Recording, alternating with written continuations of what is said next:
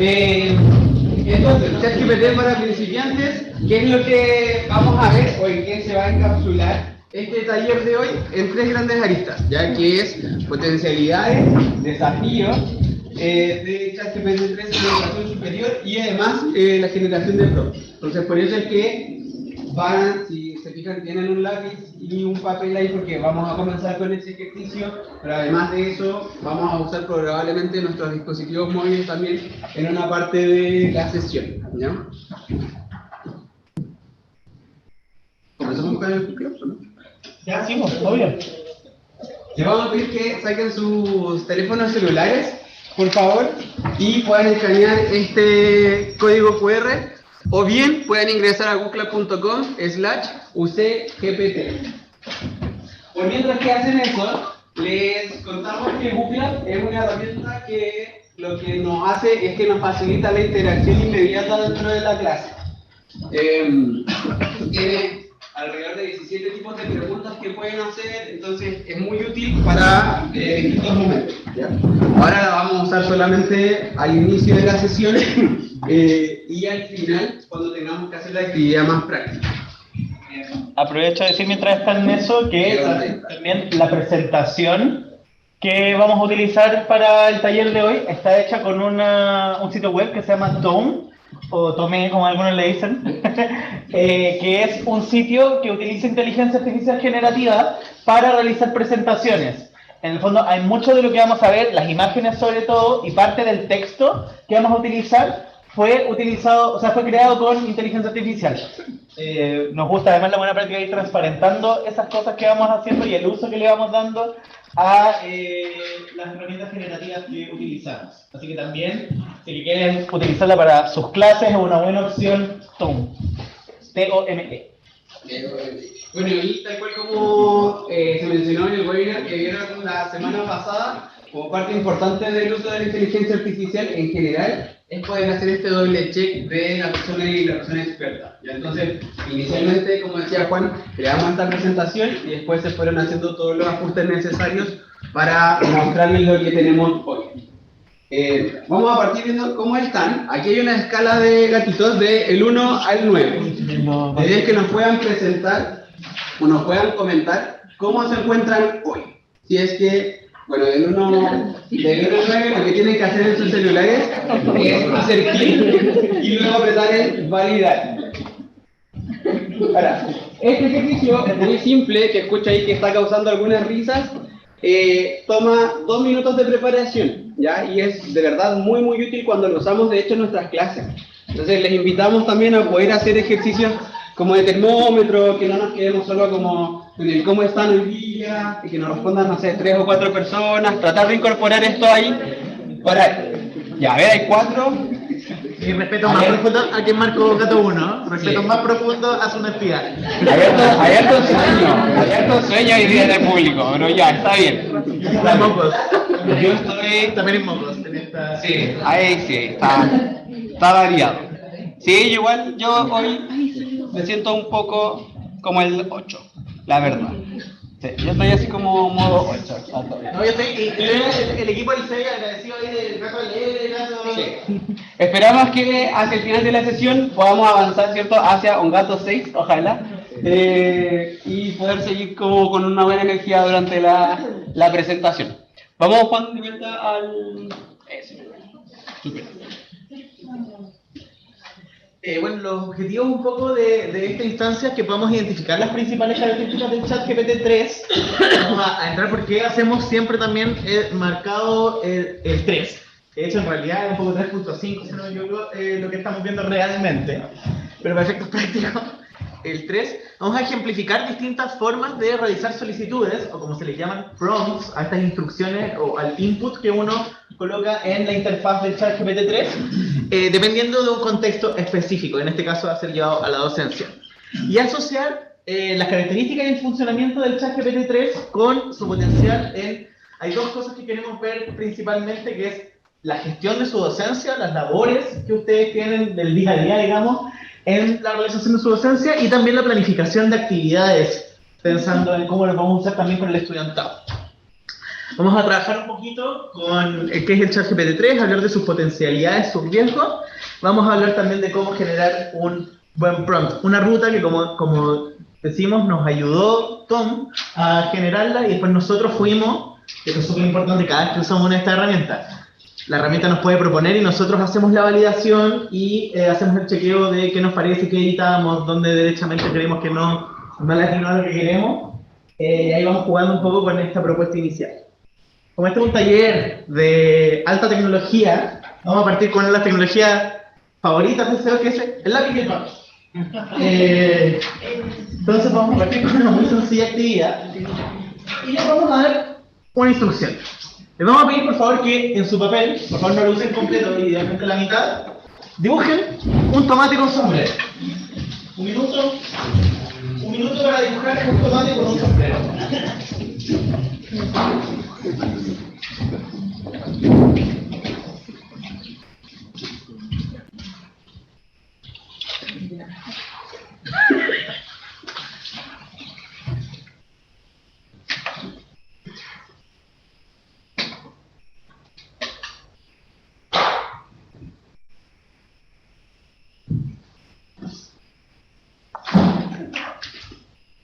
La idea de esta actividad es que dibujen lo que ustedes entienden de esa solicitud, por favor.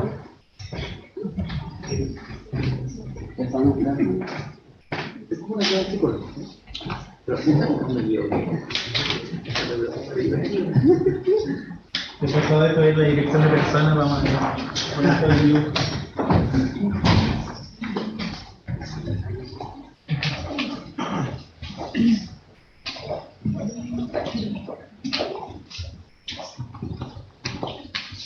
¿Están listos sus dibujos? No sé, casi tiene que estar. Ya, 10 segundos más para que estén listos sus dibujos y lo que vamos a hacer es algo muy simple que es mostrarlos a las personas que estén cerca nuestros, ¿ya? Entonces, muéstrenle el dibujo del tomate a su compañero, su compañera que está al lado, atrás, vayan mostrando dónde el tomate a ver.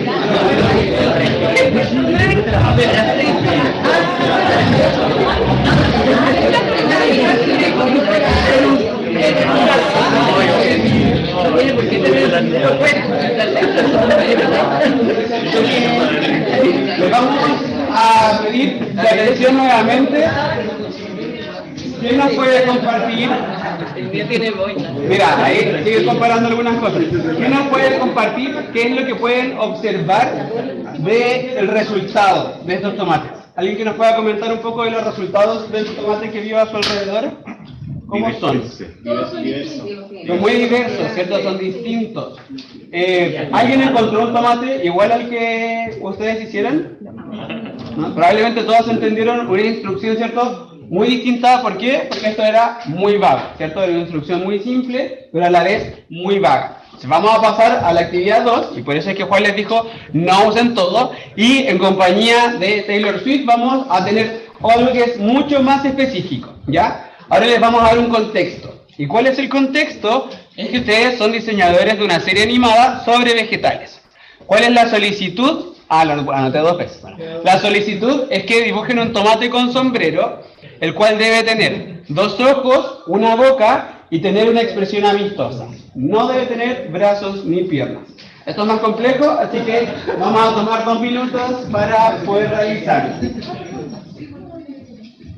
Y cortarle los brazos y las piernas. Sin brazos ni piernas. Después la casa los animadores nos cobran más y le metemos brazos y piernas. Se ríen los animadores de esto.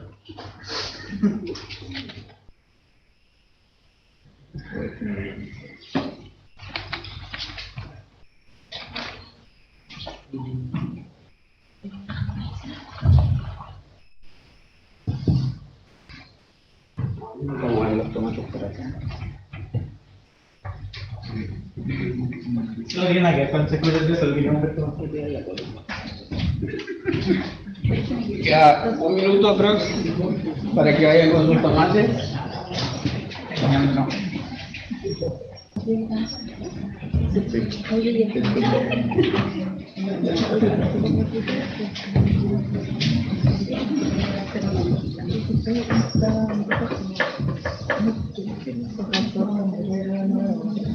parece que estamos con los tomates, vamos a repetir el mismo ejercicio anterior, que es mostrárselo a quien es cerca suyo, ¿ya? Hacia el lado, hacia atrás, mojar los tomates, para que ya podamos ver cuál es la diferencia. Imagínate cómo de la que le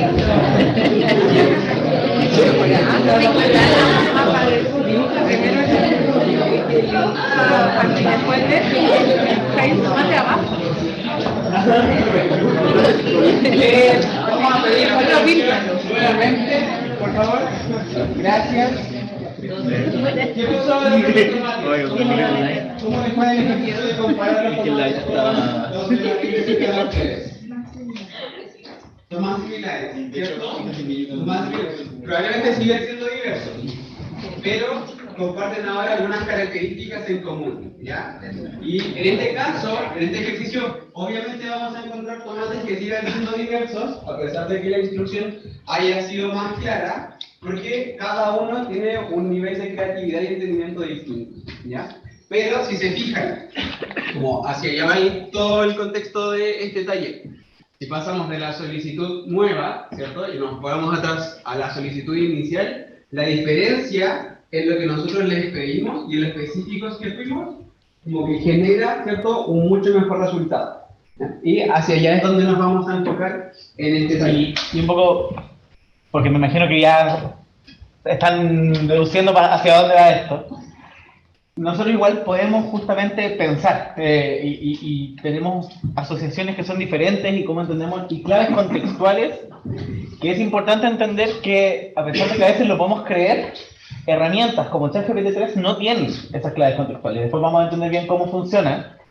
Y eso es importante porque es un poco ponernos en el lugar de la herramienta, de ver qué es lo que recibe la herramienta que nosotros le escribimos. Y entre más específicos podemos ser con lo que deseamos, porque en el fondo si nosotros quisiéramos lograr esto, pero le decimos solamente esto, probablemente vamos a tener los resultados del primer dibujo y no estaríamos tan satisfechos como esto. Y eso es súper importante a la hora de pensar en cómo utilizar la herramienta. Vamos a continuar. Se está preparando acá un docente que nos va a ayudar, porque la vamos a presentar ya luego de realizar esta actividad, ¿ya? Esta es una actividad que se va a trabajar primero de forma individual y luego de forma grupal. Ya también una estrategia que idealmente pueden ir incorporando en sus cursos. Entonces, en 2 minutos, inicialmente, la idea es que hagan una lluvia de ideas, pueden usar los mismos papeles que tienen con ustedes y piensen en qué es la inteligencia artificial para ustedes, ¿ya? Vamos a partir por definir nuevamente la inteligencia artificial para quienes no fueron al webinar de la semana pasada quizás, y después lo van a hacer en forma colaborativa, ¿ya? En grupos de 4 o 5 personas, pero primero 2 minutos para que hagan su lluvia de ideas individuales. Traten de anotar todo lo que más puedan.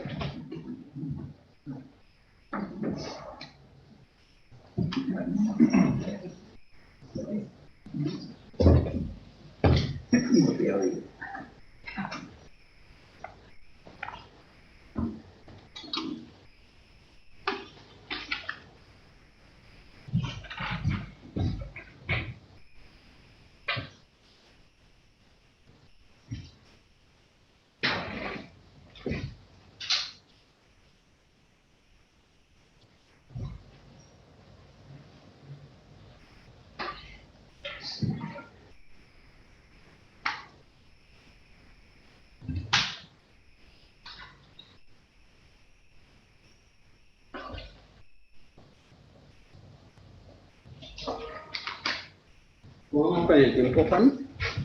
2 minutos.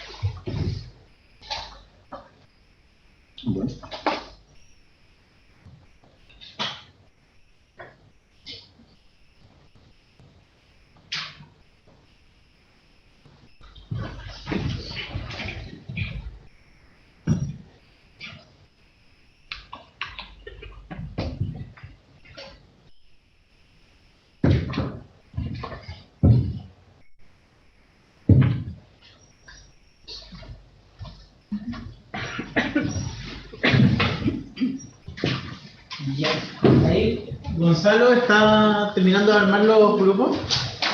Creo que nos presentamos. Gonzalo, vale. Gonzalo siempre se olvida un paso. En verdad somos hologramas, ¿no? Presentar. Gonzalo ya armó los grupos y la idea es que, ya habiendo pasado por lo que para ustedes personalmente significa la inteligencia artificial, que los grupos que formó Gonzalo crean una definición de qué es inteligencia artificial en 5 minutos.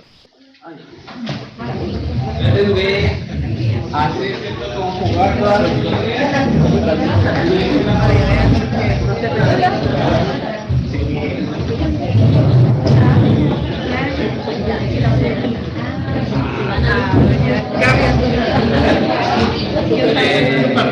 ya presentando la idea como personal, Martiliano, Yo que escribí una herramienta que ayuda a que disminuye los tiempos, información disponible, bueno, ahí debe haber un problema con nosotros, debe tener su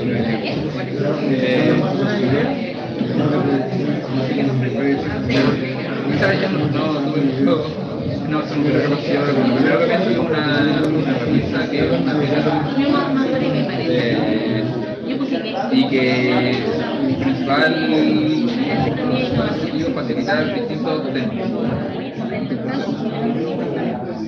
Solo como un software, una aplicación en sí, una herramienta para uso cibernético que se puede aplicar en la vida real. También podemos trabajar con la humana por tecnología.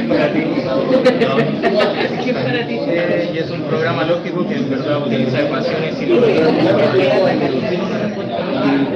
una solución.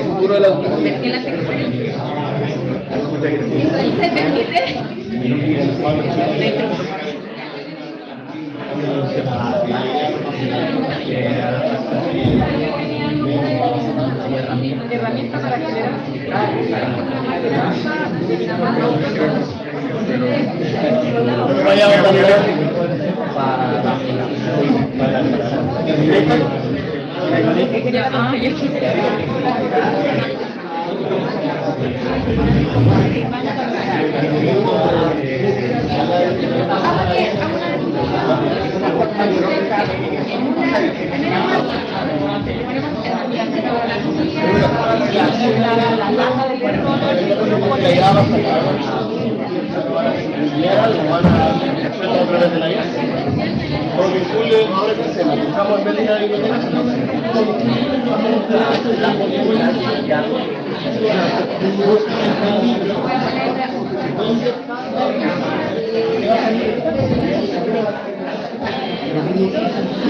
hay que redactar una gráfica, pero hay que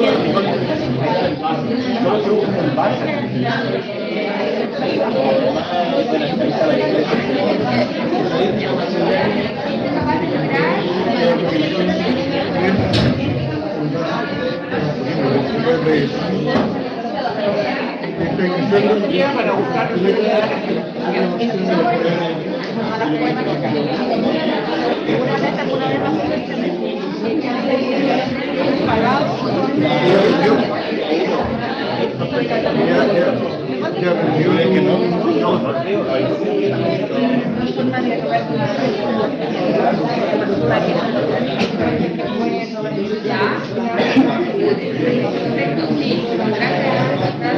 Nos queda 1 minuto y medio. Es un software. Un software se convierte en una aplicación.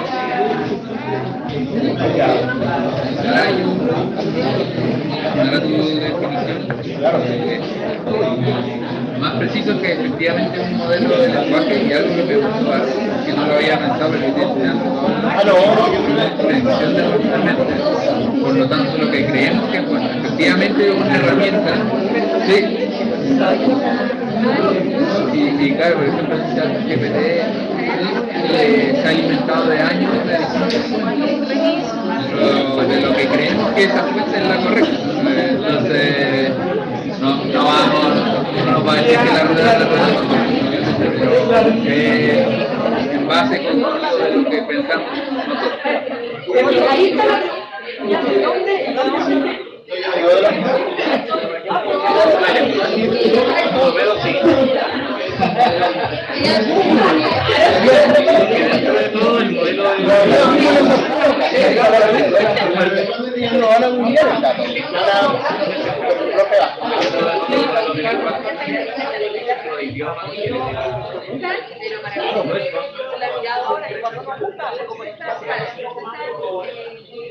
de la cautela de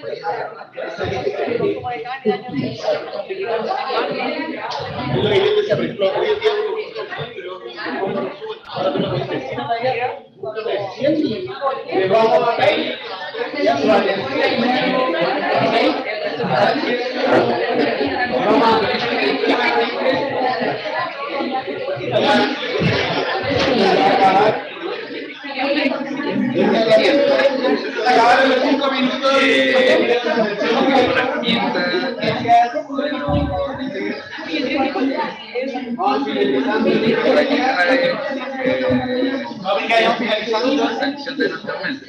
la idea de esta sección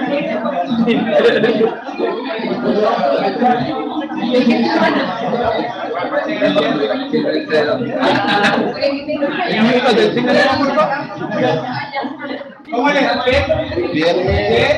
¿Todos los grupos están con una definición ya? No. ¿No? ¿Alguna idea? Mira, quiero hacer una pregunta al público muy rapidita. ¿Alguien en alguna de estos pasos usó ChatGPT? No, no negamos. Está bien.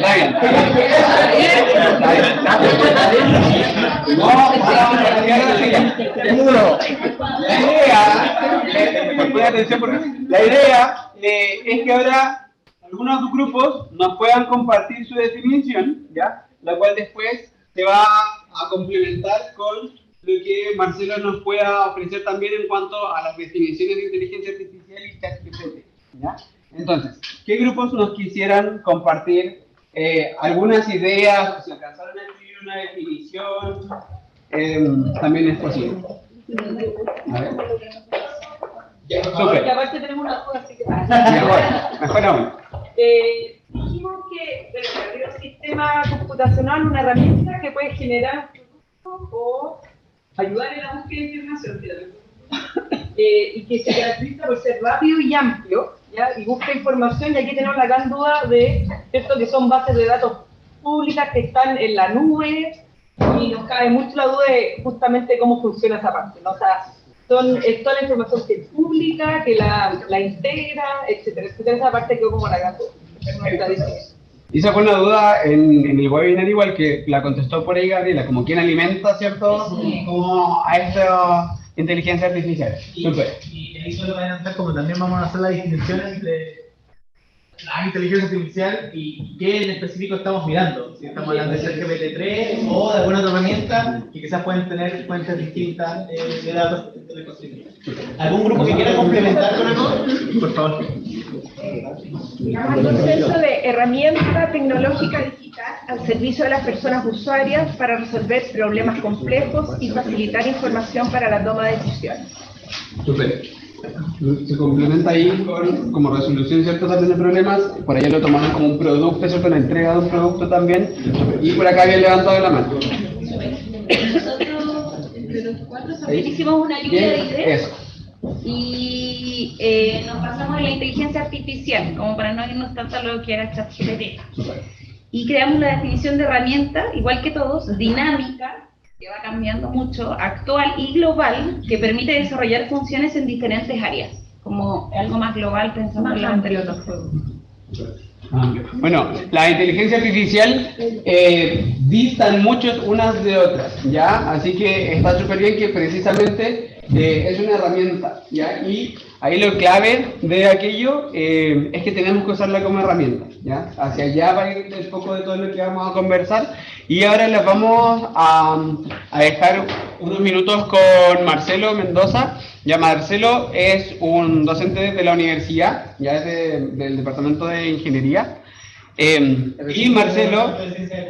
Sí. Y Marcelo está acá porque es una de las personas que trabaja precisamente y lleva mucho tiempo trabajando en el tema. Entonces queríamos que tuviesen también como la explicación y la experiencia desde la docencia también sobre qué es inteligencia artificial y nos va a hacer ahí también la bajada hasta llegar a ChatGPT. Así que Marcelo, todo tuyo, el público. Muchas gracias. Son 2 intervenciones, ¿cierto? Sí, son 2 seguidas. Sí. Bueno, primero muchas gracias por la invitación. Yo trabajo hace harto tiempo en este tema, en específico en mi área de investigación e inteligencia artificial, y dentro de inteligencia artificial me especializo en lo que se conoce como procesamiento del lenguaje natural. Y una de las tecnologías del lenguaje más importantes hoy en día es precisamente ChatGPT. Les voy a contar un poco desde mi experiencia en términos de la investigación. Esto para abordar qué es la inteligencia artificial, esta pregunta que ustedes han comenzado a responder. Para dar un poco de contexto a la pregunta, voy a presentar primero el contexto histórico. La historia de la inteligencia artificial se remonta hacia el año 1937 más o menos, con este personaje muy importante en la historia de la computación que es Alan Turing. Se le conoce como el padre de la computación, básicamente. Y él trabajó en muchas cosas, por ejemplo, en códigos de protocolos de criptografía, ayudó a diseñar la máquina Enigma para desencriptar los códigos de los nazis durante la Segunda Guerra Mundial. Él trabajaba al norte de Londres, en una ciudad que se llamaba Milton Keynes, y estuvo durante mucho tiempo, durante la Segunda Guerra Mundial, fuera de Londres, precisamente para evitar los bombardeos de los nazis, trabajando en este tipo de cosas. Él era matemático, en ese tiempo la computación como tal no existía como disciplina, sin embargo se hizo una pregunta fundamental: ¿qué es lo que podemos calcular usando máquinas? La pregunta inicialmente correspondía a poder hacer una analogía con qué es lo que nosotros como humanos podemos calcular. Entonces, decía, si yo tuviera una máquina, que en ese tiempo eran máquinas conectadas por con transistores, estaba comenzando recién, en realidad eran tubos al principio y después transitó a tecnología de transistores. La pregunta era, con estas máquinas, ¿qué es lo que podemos, en el fondo, imitar de lo que hace un humano? Y a poco andar, en 1943, se empezó a trabajar un primer sistema muy rudimentario de imitación de lo que es una red neuronal. Claramente la gente de neurociencia aquí a nosotros nos pega harto tomatazo porque dice eso es mucho más complejo que lo que se hace en computación, y eso es evidente. Pero hay ciertos aspectos de los cuales la computación sí se puede acercar.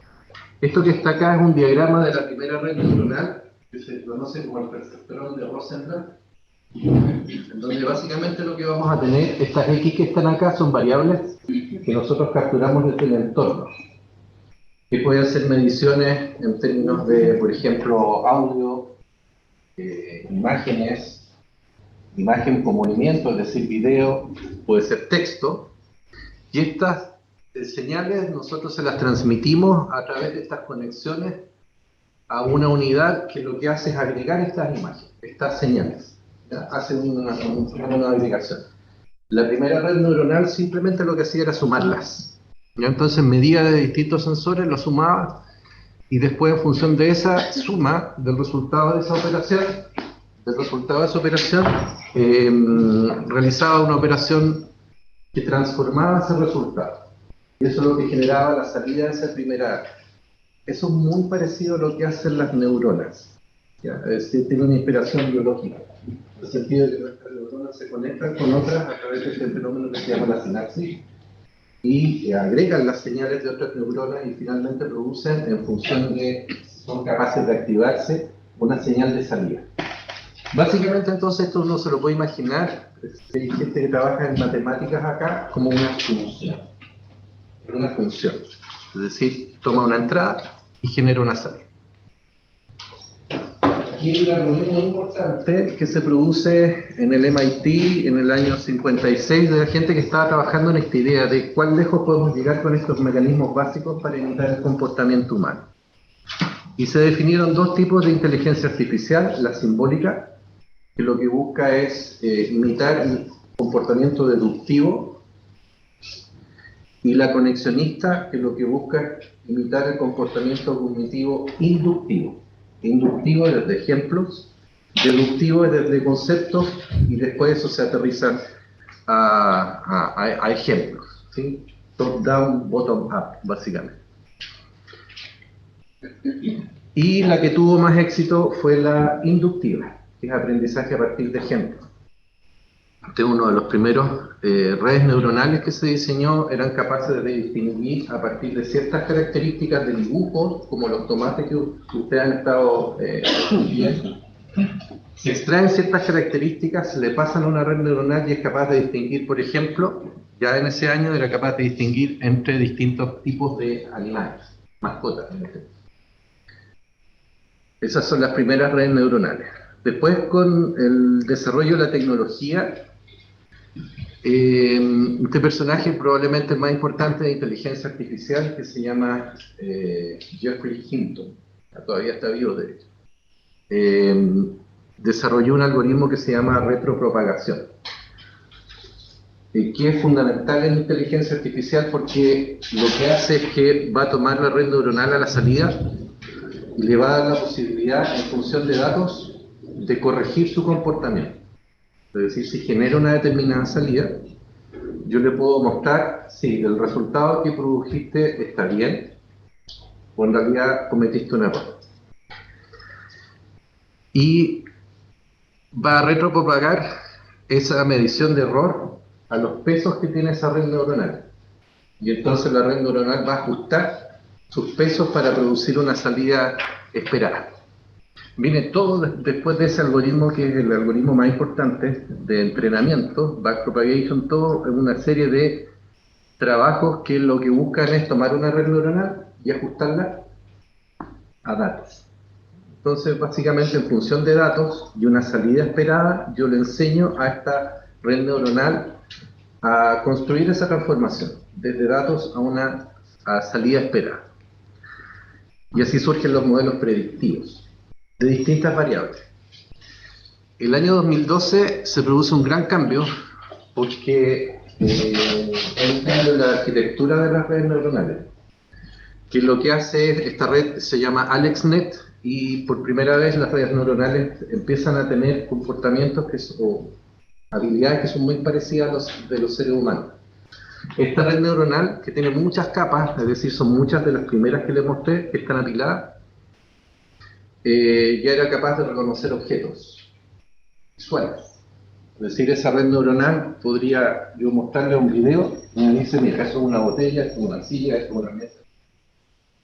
O sea, mucho avance en términos de reconocimiento visual.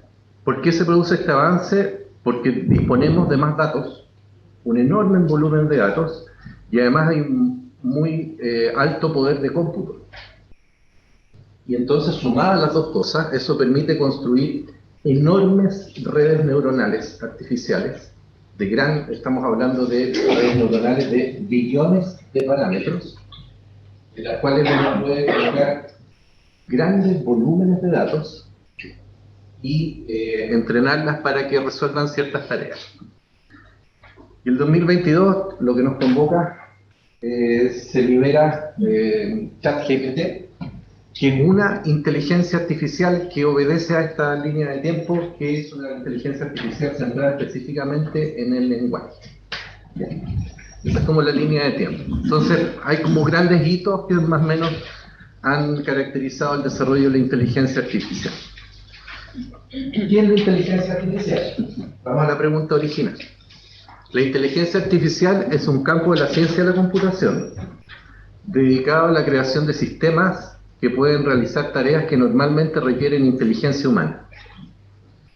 Estas tareas pueden incluir el aprendizaje y la adaptación, el reconocimiento de la voz, la planificación, la percepción visual, la resolución de problemas complejos y muchos otros. Existen dos tipos de inteligencia artificial, la débil y la fuerte. La inteligencia artificial débil es la inteligencia que se encarga del diseño de sistemas inteligentes para resolver tareas específicas. Por ejemplo, un sistema de traducción del inglés al castellano es débil, ¿sí? Porque está en una tarea específica.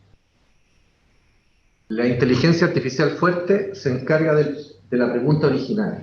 ¿Es realmente posible tener una máquina que tenga razonamiento a un nivel más amplio?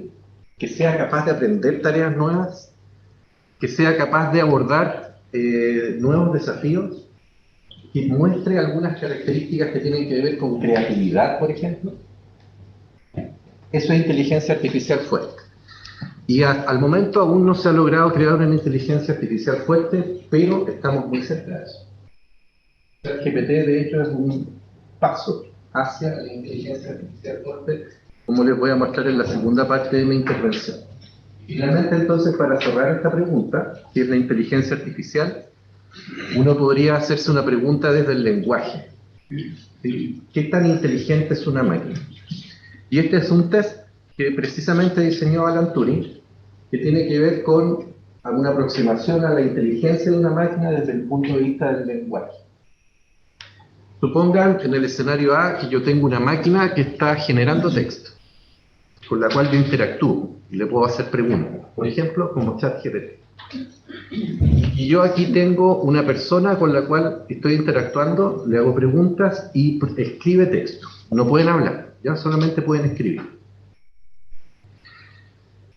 Si estas dos agentes, digámoslo así, el A y el B, yo no los veo, están en unos cubículos, y no sé qué es lo que está detrás, solamente puedo ver su texto. Se dice que esta máquina es tan inteligente desde el punto de vista del lenguaje como un humano, si es que el humano es incapaz de detectar cuál es la máquina y cuál es el humano. Ese es el test de Turing. ChatGPT pasó el test de Turing. Es decir, es tan inteligente en la generación de texto como un humano. Y somos incapaces en este momento de detectar si es que ese texto es sintético, es decir, es generado a partir de una máquina, o eventualmente hay alguien detrás escribiendo ese texto para nosotros, en función de lo que le pregunto. Ya pasó el test de Turing. Así que desde el punto de vista de Turing, es una máquina inteligente. Eso fue mi primera parte. Después voy a hablar de... Solo eso, nada más. Muchas gracias, Marcelo. Bueno, vamos a pasar a la segunda parte, que es ya adentrándonos más hacia ChatGPT, ¿ya? Si quieres, sí, puedes dejarla conectada, sí. Su siguiente intervención es en 1 minuto. Sí, por supuesto. El aire está así. Sí, pedimos, si nos dijeron por ahí, pedimos ya que lo... A lo mejor apagando. Que lo hagan, ¿cierto? Es que no tenemos controles, pero ya pedimos que vengan a cambiarlo de nuevo, lo sentimos por eso. ChatGPT 3.5. ¿Quién lo ha usado acá? Levante su mano. Miren a su alrededor la cantidad, déjenlo arriba. Miren a su alrededor la cantidad de gente que lo ha usado. Ahora les pido que bajen la mano de nuevo. ¿Quién, la primera vez que lo usó y que la primera vez que le hizo una solicitud X, obtuvo el resultado como específico que esperaba? Levante su mano. Miren a su alrededor ahora nuevamente.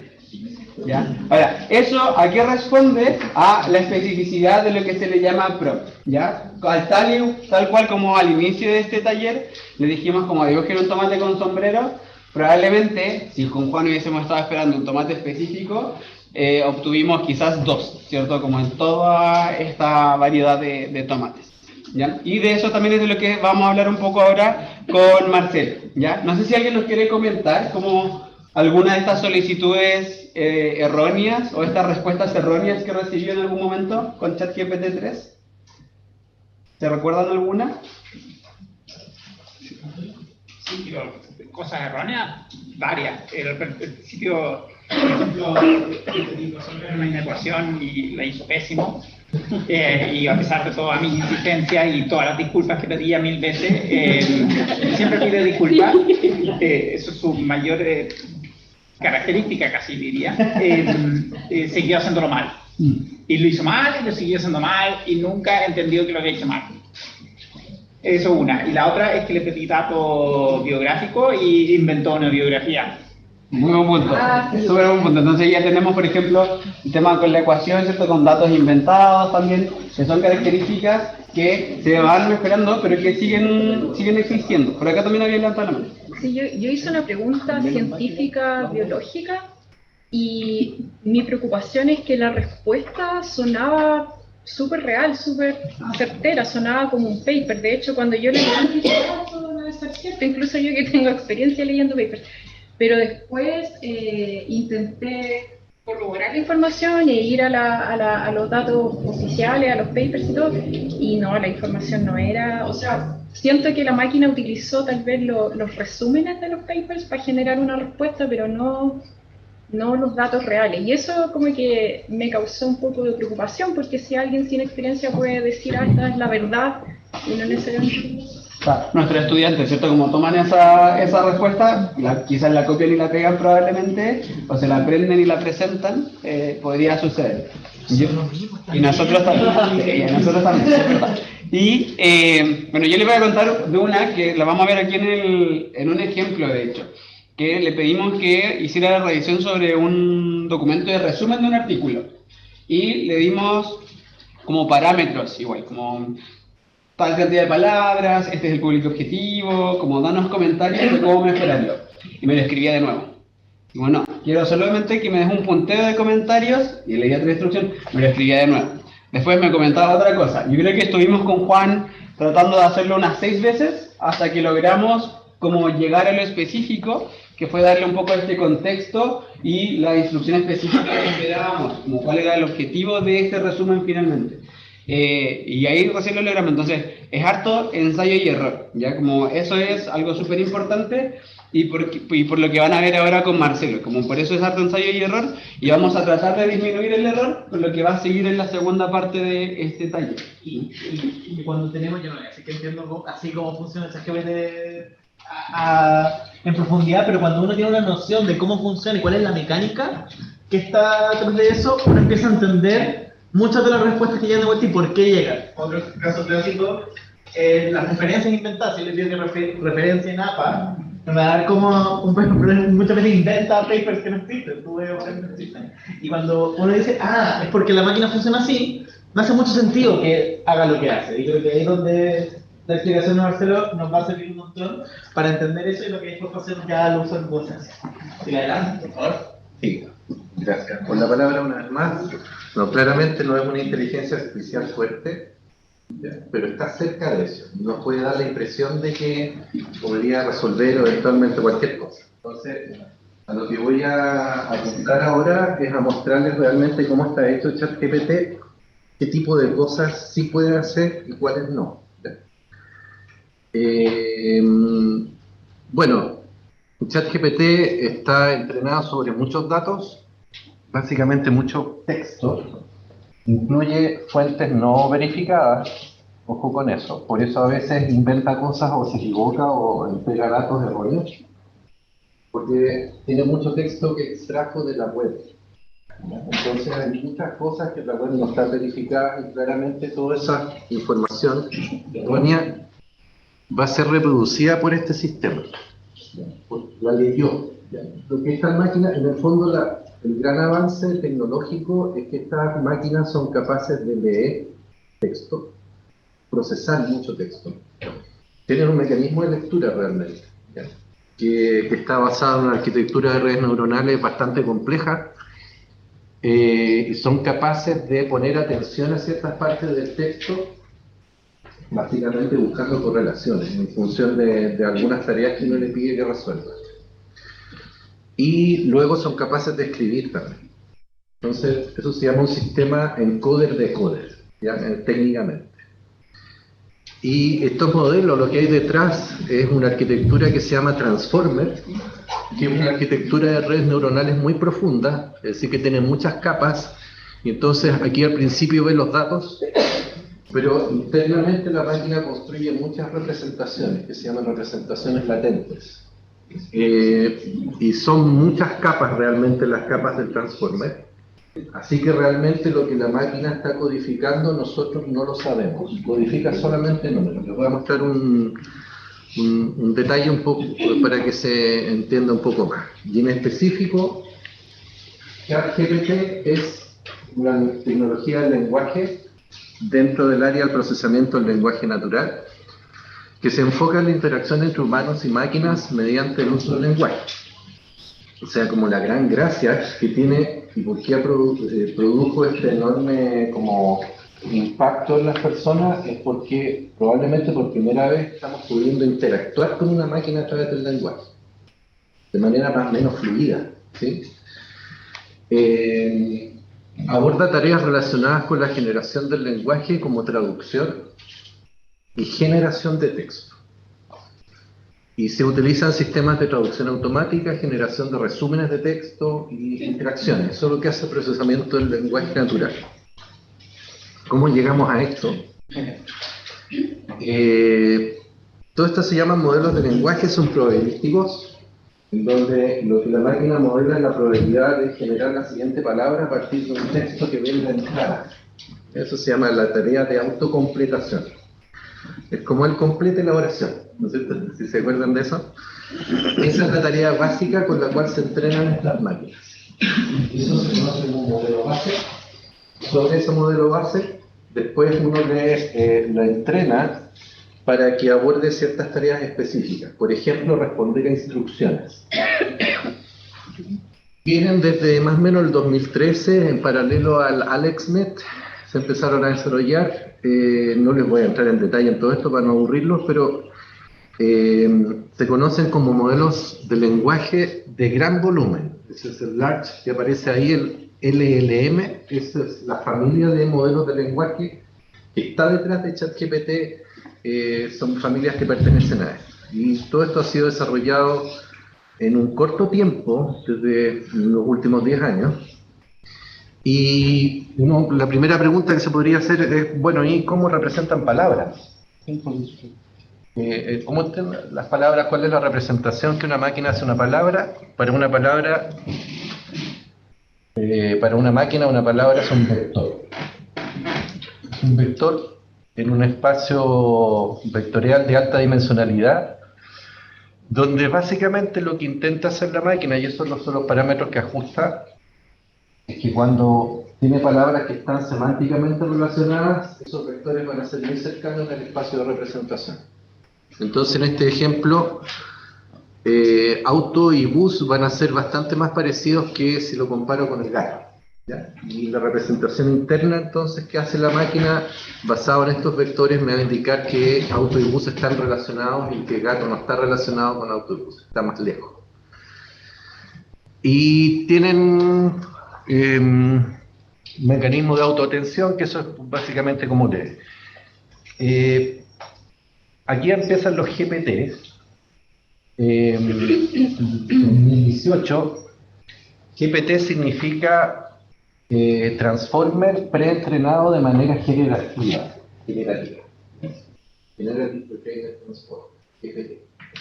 Porque están todos basados en la misma arquitectura de red neuronal que en la arquitectura Transformer. Estas arquitecturas se usaron para que la máquina lea muchos textos y sea después capaz de escribir a partir de esos textos. Por eso se llama Transformer. Leen, han sido entrenadas con corpus de libros, con Wikipedia, pero también con texto web. ¿Ya? Así que hay mucho texto de fuentes no verificadas. ¿Ya? Estamos hablando de enormes volúmenes de texto, ¿ya? Son donde estas máquinas han sido entrenadas. Después viene InstructGPT, que sobre esos modelos bases que son capaces de completar la oración. Es decir, yo le digo algo a la máquina y la máquina me dice cuál es la palabra más probable.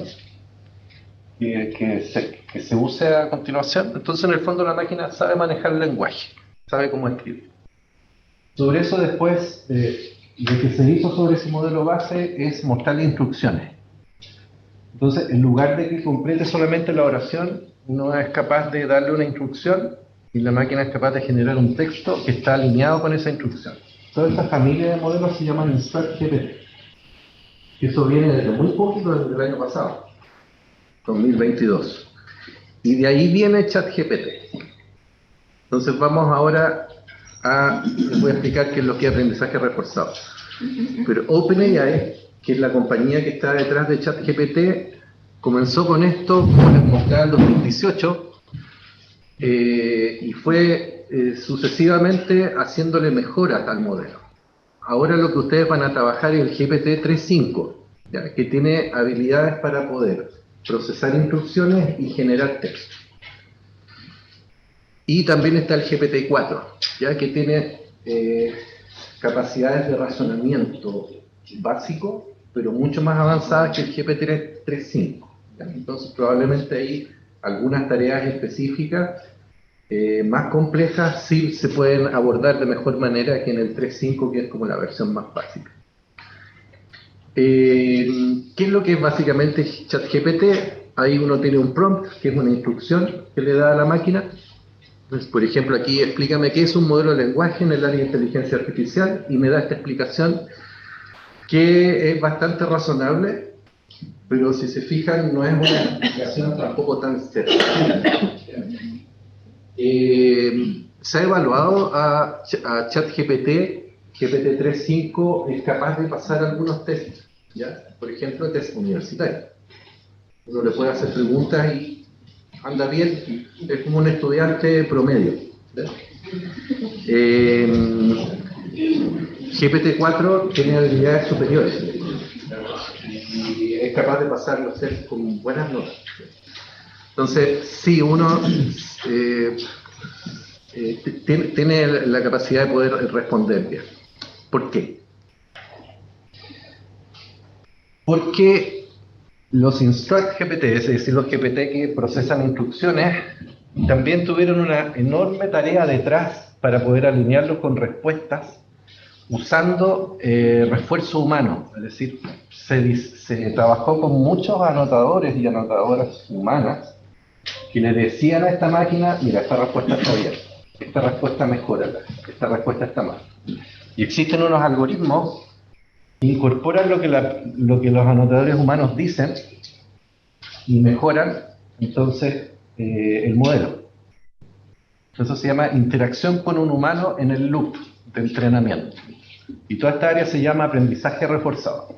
Entonces existió un enorme trabajo para poder alinear las respuestas del modelo de lenguaje a ciertas instrucciones que uno le... Por eso es capaz de hacer ciertas cosas. Hay algunas instrucciones que las entiende y otras no, ¿ya? Porque no se ha hecho ese proceso de alinear las respuestas. Por ejemplo, explícame el aterrizaje a la Luna como si fueras un niño de 6 años, y ahí hay un texto que genera. Es bastante razonable, ¿lo ven? Sí. No usa un lenguaje muy complejo, etc. Uno le puede decir: me gusta tu explicación, es decir, uno puede interactuar con ChatGPT, pero me gustaría que mencionaras qué es lo que dijo el primer astronauta cuando pisó la Luna. Entonces uno le pide más detalle y efectivamente lo da. Es un pequeño paso para el hombre, pero un gran salto para la humanidad. Eso está. Entonces, no es solo lo que uno le pregunta, sino también tiene la habilidad ChatGPT de poder memorizar cuál fue la interacción anterior. Y en función de eso uno puede ir mejorando. Un proceso iterativo de mejora del programa. Eso se produce porque detrás, en ChatGPT, se está produciendo un proceso de recompensas. En función de la respuesta que yo le digo, me gusta, significa que en el fondo es, tu respuesta me gustó. Y ChatGPT toma eso y dice: ok, esta respuesta le gustó al usuario, entonces, a través de un mecanismo de recompensa, ajusta sus parámetros para producir esa salida. Entonces siempre está aprendiendo. Es un proceso de aprendizaje continuo. Sin la interacción con nosotros, es muy importante. Le puedo pedir que regenere, dame otra alternativa, y si se fijan, cuando uno le hace regenerar, me genera una respuesta distinta. Eso es porque el mecanismo por el cual opera ChatGPT es generación de texto probabilístico. ¿Ya? Es decir, el texto se produce a través de una estrategia de muestreo aleatorio sobre el espacio de palabras. Y eso significa que maneja como distintas alternativas. Estas alternativas, como un mecanismo de muestreo, son infinitas. Que puede generar mucho texto. ¿Ya? Mucho texto, realmente. Sí. Voy a poner un ejemplo extremo, digamos, ya que le estás dando un dulce y cada vez que te responde, te da una respuesta que a ti te gusta. ¿Qué pasa si insisto en el ejemplo extremo, nosotros decimos que la pena de muerte, por ejemplo, sería una buena respuesta ante el alza de la violencia o de la delincuencia? Y se ponen de acuerdo cierta parte de la población y dice, ¿sabe qué? Suministremos me gusta a esta respuesta. ¿Por qué? Porque nos gusta. Y por lo tanto, ¿cuánto de eso es aceptado por la inteligencia artificial y cómo pasan esos filtros? Eso me gustaría saber, por favor. Esta es un área enorme. De hecho, es una pregunta muy buena porque una de las aristas de investigación es la capacidad moral de los modelos de lenguaje. Y tienen capacidad moral en función del tamaño. Entonces, GPT-4, por ejemplo, tiene mayor capacidad moral que 3.5. Es un resultado alucinante, todo eso está estudiado. Y es porque, como tiene un volumen de texto más grande, tiene más información para tomar decisiones. Tienes un volumen de texto más restringido, probablemente vas a tener más sesgos, que son los que están inherentes a esas fuentes de información. Tienen capacidad moral y han sido entrenados para evitar de que produzcan respuestas medias disruptivas, como por ejemplo, sí, ok, estoy de acuerdo con la pena de muerte. No lo hacen. ¿Ya? Entonces ha sido entrenado de manera tal de que no genere eso. Sin embargo, siempre te puede producir informaciones imprecisas, como por ejemplo le pasó ahí al colega, que no tiene capacidad de razonamiento matemático todavía, entonces claramente no va a saber resolver una inecuación. Y rápidamente nada más, como hacerle énfasis, si uno prueba en ChatGPT, por ejemplo, ¿qué opinas sobre una polémica, un tema que puede ser político? ¿Qué opinas sobre el aborto? O algo así, te va a decir, al menos ChatGPT, incluso el 3.5, te dice como, soy una máquina, no tengo opiniones, de todas maneras como existen posturas a favor y en contra, y como que es bien correcto en ese sentido, pero igual con la pregunta que haces, como cuando ya lo dejamos de pensar en ChatGPT y lo pensamos como en la inteligencia artificial a grandes rasgos, justamente lo que dice Marcelo es súper importante. Es muy difícil que al menos con ChatGPT un grupo de personas se pueda poner de acuerdo a tal nivel de poder mover a la máquina tan a propósito. O sea, es difícil.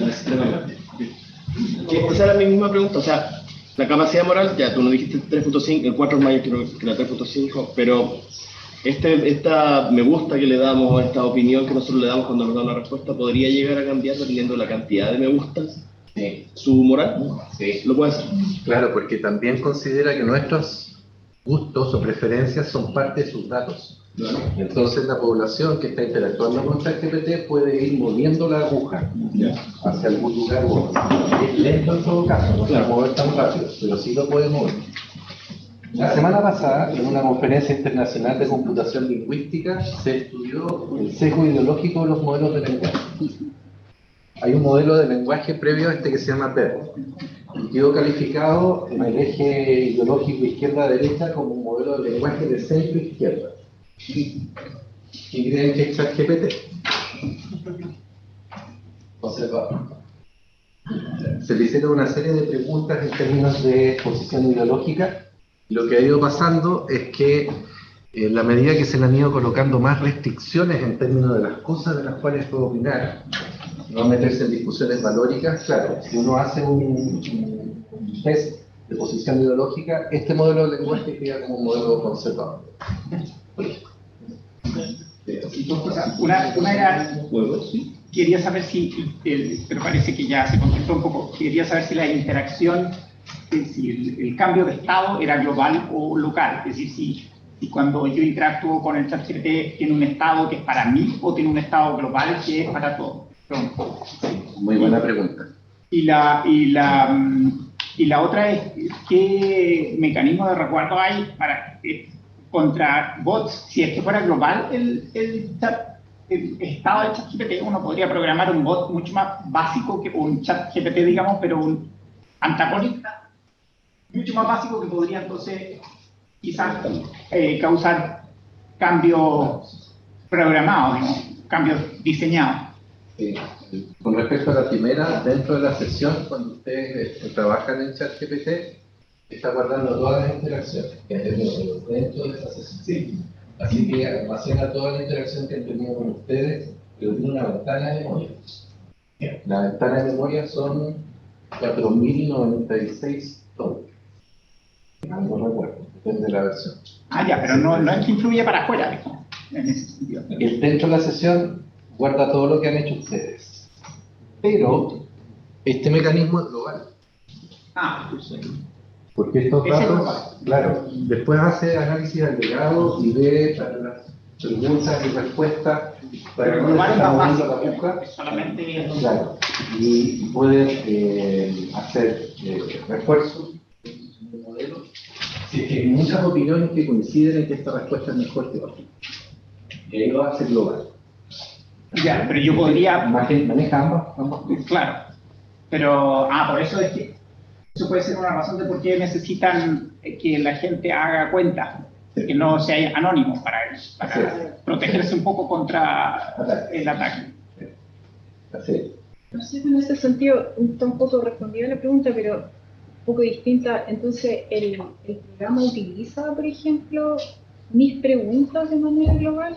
¿Podría, por ejemplo, alimentarse y generar una tendencia diciendo que estudiantes de Chile hacen este tipo de preguntas?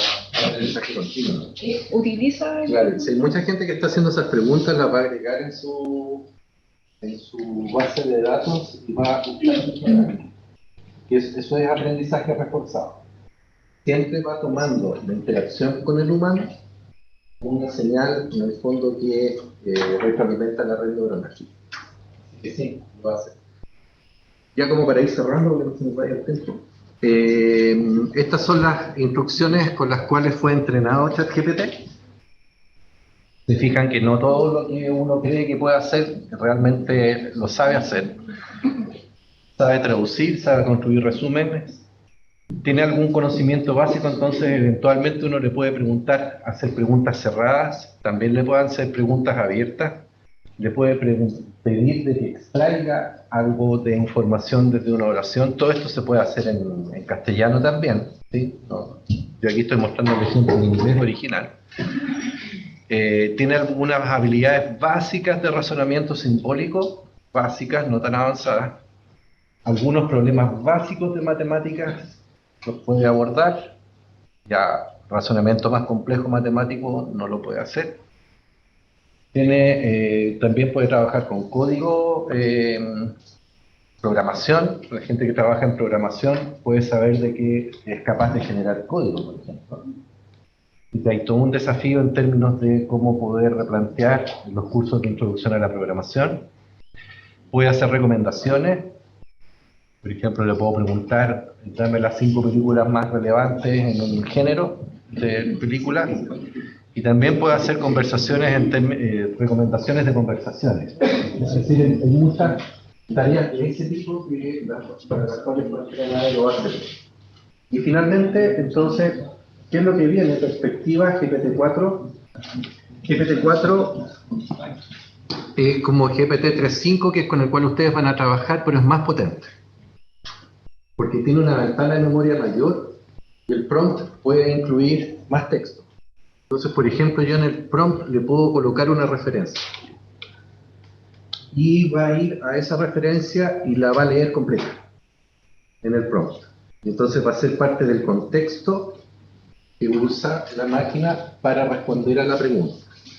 En este caso es un prompt que yo mismo hice, en el cual estoy haciendo una revisión sistemática de la literatura y le pregunto si es que ese paper es relevante a un tema en el cual estoy trabajando. Y me da toda una argumentación, y la argumentación es bastante razonable. O sea, sí tiene esa capacidad de poder leer. Eso es GPT-4. Lo otro, con esto ya termino. Por ejemplo, tenemos un ecosistema de modelos de lenguaje, es mucho más que GPT-3, ChatGPT y GPT-4, existe todo esto. Si se fijan, están todas las grandes compañías tratando de construir sus propios modelos. Hace poquito salió uno de Google que se llama BART. Bing también tiene los suyos, Meta también tiene los suyos, etcétera. Es decir, están todos compitiendo, entrando en este tema porque se entiende que esta es un avance muy importante en términos de las tecnologías del lenguaje. Algunos son de propósito específico y otros son de propósito general. Y en matemáticas se están haciendo algunos. Hay uno que se llama Galáctica. ¿Cuál suena? Y hay una asociación con matemáticas. Claro, está entrenado sobre bases de datos de papers de matemáticas. Sí. Hay una asociación con el programa Matemáticas de Wolfram. Con Wolfram también, claro. Sí. En ese ejemplo anterior que pusiste, que le dices un paper y que te diga si es inteligente o no a lo que estás haciendo, ese paper tiene que ser público, porque tiene que ser fuente pública, no puedes ingresar ni lo puedes subir tampoco. Se supone que la versión que viene ahora no podría subirlo. Y depende de todo, se interactúa a través de. Y ahora el OpenAI ChatGPT tiene un botón para subir documentos. Tiene un botón. Pero los corta, digamos, pero tiene. Los corta en chunks, digamos, porque tiene un tamaño, parece, como decías, predeterminado. Sí, y quizás en el tema del GPT-4, comentarles que haya una tecnología complementaria que son las de plugins, en las cuales uno le puede dotar de algún complemento al ChatGPT, como por ejemplo una base de datos de referencia, etc. Yo aquí en este ejemplo estoy usando algo que se llama Show Me Diagrams, entonces le pido que me genere mapas conceptuales. Y la salida ya no es texto, sino que es un mapa. Este fue el prompt. Le dije, genérame un mapa conceptual que indique áreas y autores de la filosofía y la ciencia, y me entregó eso. Y me da la fuente, es decir, yo podría, por ejemplo, editarlo. No lo tengo, no estoy conectado a internet, pero eso, hay programas complementarios en GPT-4 que permiten abordar ciertas tareas específicas. Por ejemplo, búsqueda bibliográfica, por ejemplo, el tema de Wolfram, que es un plugin para GPT-4. Marcelo, siguiendo con esa misma línea, esta herramienta tiene acceso, por ejemplo, a repositorios de datos científicos público, por ejemplo, una base de datos Cielo. Lo mismo ANID nosotros en Chile, en que no solamente tenemos datos matemáticos, ¿cierto? Sino que también tenemos información de repente cualitativa. Y mi segunda pregunta, ¿podría ser una investigación con los repositorios de datos públicos? Sí, a ver, tiene un plugin GPT-4 que se conecta con bases de datos de publicaciones científicas. Ahí puedes estar en específico, como por ejemplo conectarse con PubMed para ir solamente al tema de medicina, como hacer una base de datos de referencia más amplia. Hay algo importante de lo que está mencionando Marcelo, disculpa, es que es el 4, ¿ya? Como el 4 hoy es de pago. Cuando uno compra la licencia de OpenAI, puede acceder al 3.5 y a funcionalidades del 4, que son las que menciona Marcelo. Pero lo que está públicamente hoy ahí como abierto para nosotros y nuestros estudiantes de forma gratuita es el 3.5, que es lo que mostraba anteriormente como estas solicitudes más sencillas que no tienen, por ejemplo, como la referencia externa. No sé si se recuerdan que Marcelo mostró uno donde ponía un link de un paper. Eso uno se lo pide ahora, como que no llega hasta allí. Pero llega hasta el 2000. Más allá que el paper, en el dato, porque muchas veces te piden depositar la información básica, ¿cierto? Para la que fundamenta el artículo. Y ahí el dato, eso que dijo Marcelo, importante, el dato es hasta el 2021, que es como la alimentación que se le hizo inicialmente en este entrenamiento a ChatGPT 3. Y el 4 tiene mucho más parámetros, por el 4 es un trillón. El 4 sí puede subir documentos Y ahí en ese documento podrías darle el contexto para que entregue la red. Pero además, se puede conectar a la web. ¿Ya? Deshabilitaron el plugin de Bing, el motor de búsqueda de Microsoft, precisamente porque había mucha gente que estaba utilizando esto para verificaciones, por ejemplo. Quiero saber si esta información es verdadera o falsa, quiero saber... Y eso es un peligro enorme, porque estos modelos no han sido entrenados para hacer verificaciones de información. Entonces, lo deshabilitaron porque es una característica peligrosa. ¿Sí? Pero la versión básica sí tiene referencias bibliográficas. Por ejemplo, esto está hecho en 3.5. Pero hasta el 2021. Vamos ahí atrás. Felipe tenía la última pregunta para que podamos seguir avanzando, ya que nos va quedando poquito tiempo para la segunda parte del taller. Lo que acabas de mencionar como de la fiabilidad, o sea, también entendiendo que ChatGPT es una de las muchas herramientas de inteligencia artificial que están disponibles, pero al parecer se está estableciendo quizás como el estándar, o la más popular, la más usada, y como se quiera definir.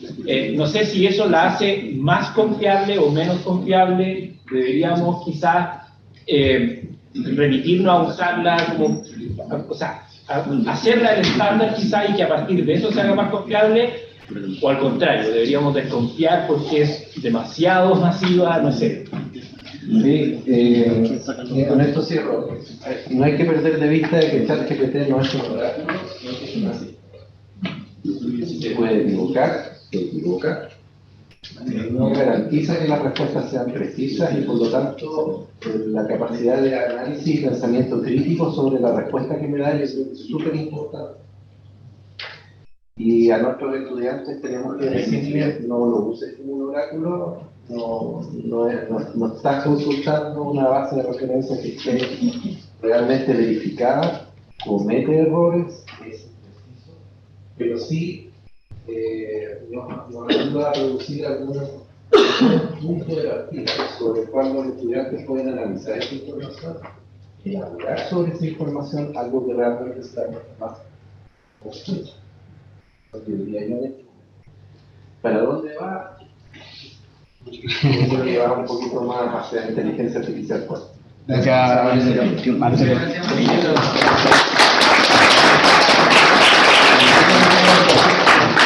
Vamos a retomar el punto de Felipe, y hay un comentario que tenía Mario en el siguiente bloque, ¿ya? Que estamos un poquito atrasados en el programa porque fuimos haciendo preguntas, entonces eso está súper bien, pero nos va retrasando en las actividades que vienen más adelante, que viene ahora una actividad muy importante para que tomemos aire, ¿cierto? Aire en nuestro cerebro, y hay café, hay jugo, hay algunos snacks que están afuera, ¿ya? Juan, ¿cuál es el tiempo que tenemos para el coffee?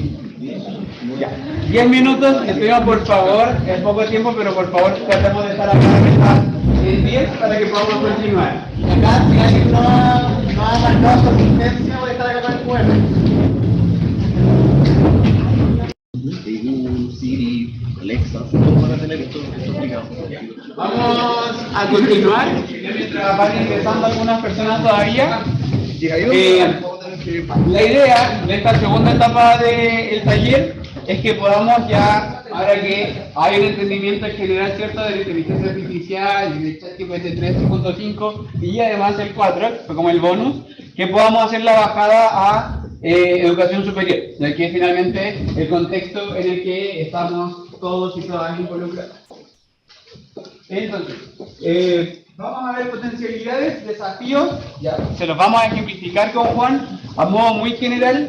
¿Y por qué a modo muy general? Porque les vamos a mostrar también que hay una página web dentro de la página del centro en donde pueden ver en más detalle, ya como ejemplos específicos, de hecho, para distintas áreas.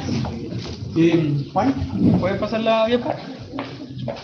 Entonces, nosotros identificamos potencialidades de ChatGPT en 4 áreas distintas, ¿ya? Las que vamos a ejemplificar. La primera, por supuesto, es gestión docente, ¿ya? Y entiéndase, gestión docente, ahí no se alcanza a leer, pero dice, corresponde a las acciones de preparación de clases, tales como planificación de clases, con un resultado de aprendizaje específico, generación de actividades de recuperación de conocimientos, entre otras, ¿ya?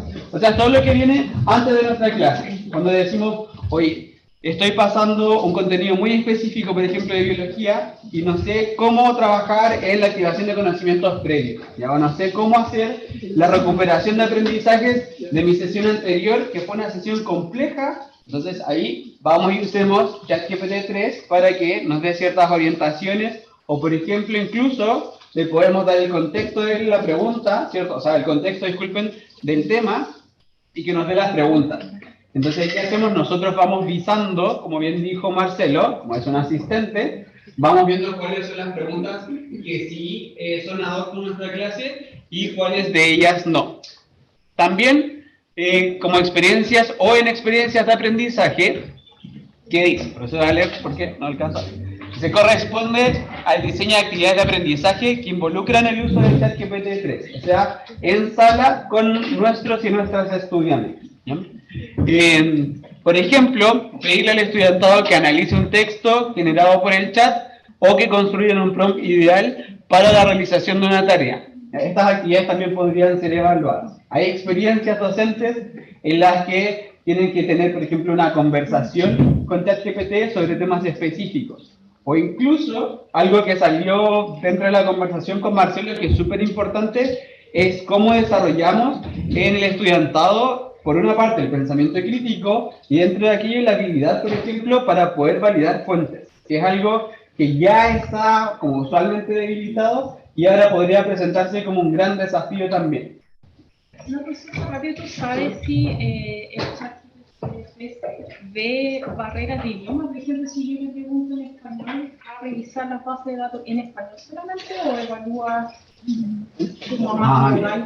Pero una pregunta para Marcelo. Para Marcela, que entiende más lo que está detrás, pero yo le he preguntado como en inglés y en español, y al menos las referencias que me ha entregado han sido en ambos idiomas. Entonces asumo que hace como ese cruce también, porque también trabaja con traducción. Entonces me imagino que como dentro de esta red neuronal va haciendo todo eso, como ese proceso. Sí, es igual que verificar qué tradujo, qué es derechamente inventado, qué es real, entonces por eso es complicado un poco lo que dice la referencia, como igual trabajo con altas probabilidades, a veces hay cambio, el APA, por ejemplo, citar algo en APA es muy específico, entonces una especificidad que quizás la mañana no puede entrar tan bien y la probabilidad puede ir haciendo cambios de valor autorizado.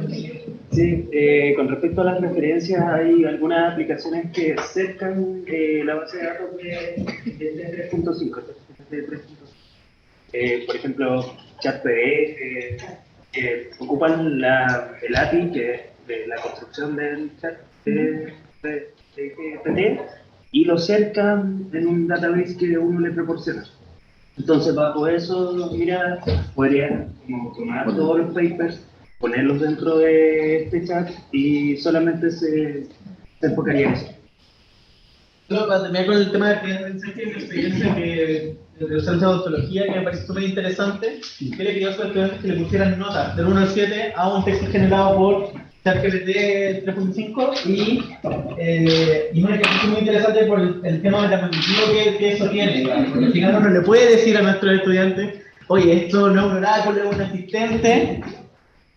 Solo decirles no es tan efectivo como que ellos mismos puedan ver que a veces comete errores. En el fondo también es interesante como instalarle en el estudiantado esta idea de que no siempre nos da la información verídica, de que igual vamos a tener que revisar, de que igual vamos a tener que comparar y que igual vamos a tener que ponerlo de nuestra parte. Es súper importante vivir esa experiencia. Y acá tenemos un ejemplo. Un ejemplo, sí, este ejemplo es del área de ciencias de la salud, de fonobiología. Se trabajó con el docente Pedro Contreras y precisamente lo que se buscaba era trabajar en esta primera aproximación que era de gestión docente, ¿ya? Entonces, ¿qué se le pidió? Una planificación, pensando en la nueva modulación horaria, que son 70 minutos, ¿cierto?, por cada módulo. Entonces, se le dijo, mira, la clase es de 60 estudiantes, que sea el contexto, este es el nombre de la clase, y necesito una planificación de 70 minutos, disculpen, que cumpla con este objetivo específico. Pero además de eso, se le incorporó, para ser más específicos aún, que trabaje con la estrategia de aprendizaje solo pares plenarios, ¿ya? que es muy similar a lo que hicimos en el primer bloque, pero nos saltamos como de la parte de pares a grupo. Y ahí van a poder ver como rápidamente qué es lo que nos generó. Ya fue haciendo la división por tiempos, pero aún así es muy desde la máquina. Ya entonces vamos a ver que está muy enfocado como que se cumplan los tiempos, que hay una aproximación claramente al cumplimiento de este resultado de aprendizaje, pero hay que solicitarle más detalles. Entonces, bueno, ahí está la conversación que estaba con ChatGPT para poder ir detallando más eso, e incluso hay otros ejemplos donde se trabaja con el tema de los tipos de dientes, por ejemplo, y como se les pide, como dame las preguntas o 5 preguntas para trabajar como diferenciación entre tipos de dentaduras. ¿Ya? Y eso también te los puede entregar, y lo importante es que uno después pueda hacer esa corrección. También podemos pedirle que nos genere instancias evaluativas o que nos dé ideas de instancias evaluativas. Eso, sobre todo si queremos seguir la prueba, tiene como dos patitas, diría yo. El generar, por ejemplo, ítems. Yo podría especificar las características de una prueba, por ejemplo, y que me vaya generando preguntas. En el fondo esto nos sirve para poder diversificar nuestras herramientas, siempre, por supuesto, con el visado experto que tienen ustedes. Ver que se asocie, que sea pertinente a lo trabajado en la clase, a los resultados de aprendizaje, o derechamente también pedirle que nos invente situaciones evaluativas. Quiero evaluar esta habilidad, este resultado de aprendizaje, en las clases hemos trabajado esto, y también podemos pedirle ayuda con los instrumentos de corrección.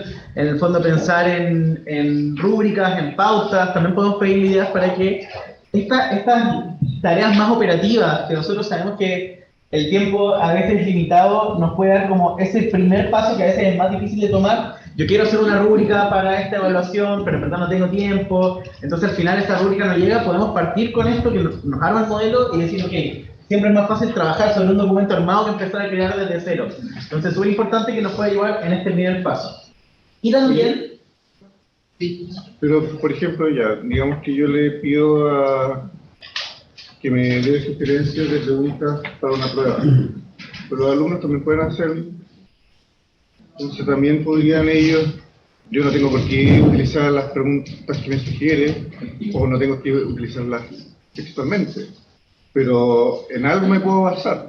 Y los alumnos también pueden hacer el mismo ejercicio y también pueden predecir o prepararse las preguntas que yo les podría hacer. Quiero hacer una pregunta muy específica. ¿Y eso es malo? Yo creo que sí. ¿Por qué? Porque es como que, por ejemplo, yo repetía las preguntas, hago siempre el mismo curso, repito siempre las mismas preguntas y los alumnos se consiguen las pruebas de los años anteriores y no estudian, sino que se aprenden la respuesta y la copian. No estoy evaluando un aprendizaje realmente. Claro. Me parece un debate interesante, yo no quiero tomar una postura tajante, pero bueno, partamos de que va a haber un taller de integridad académica en la área de inteligencia artificial el 8 de agosto, pero voy a hacer de esta publicidad. Me parece una temática súper interesante porque al final la gran pregunta, diría, respecto de la integridad en ChatGPT es ¿qué habilidad está usando el estudiante cuando está operando con el ChatGPT y las diferencias que pueda haber?